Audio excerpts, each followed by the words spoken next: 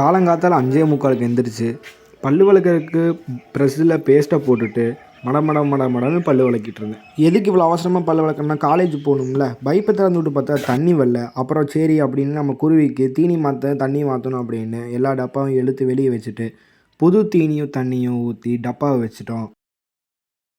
காத்தால சாப்பிட பார்த்தீங்கன்னா 3 இட்லி சட்னி வித் முட்டை.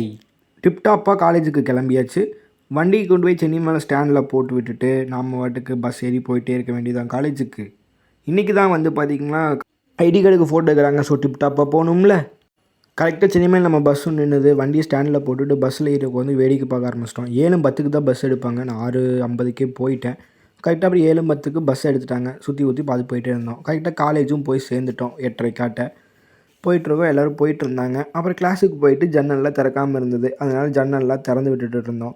காத்தால 2 பீரியட் பார்த்திங்கன்னா ட்ராயிங் கிளாஸு. ஸோ உங்களுக்கு தெரிஞ்ச லோகோ அண்ட் அசைன்மெண்ட்லாம் வரைய சொன்னாங்க. ஸோ வரைஞ்சிட்டு இருந்தோம். இன்றைக்கி நம்ம ஃப்ரெண்டுக்கு பார்த்திங்கன்னா பர்த்டே 5 ஸ்டார் கொடுத்துருந்தான். இவன் தான் அவன். அப்புறம் மணி ஒன்றாச்சு. எல்லாம் லஞ்செல்லாம் சாப்பிட்டு என்னென்ன கொண்டு வந்துருக்காங்க அப்படின்னு ஒவ்வொன்றா பார்த்துட்டு என்னென்ன சாப்பாடு அப்படின்னு பார்த்துட்டு இருந்தோம். அப்புறம் சாயங்காலம் 4 மணி கிளம்பிட்டோம். பஸ்ஸுக்கு வந்துட்டோம். பஸ்ஸுக்கு வந்துட்டு சில நேரம் சுற்றி பார்த்துட்டு இருந்தோம். கரெக்டாக பஸ்ஸும் எடுத்துட்டாங்க. நேரு வீட்டுக்கு கிளம்பிட்டோம். நெக்ஸ்ட் வீடியோவில் மீட் பண்ணலாம். Bye guys.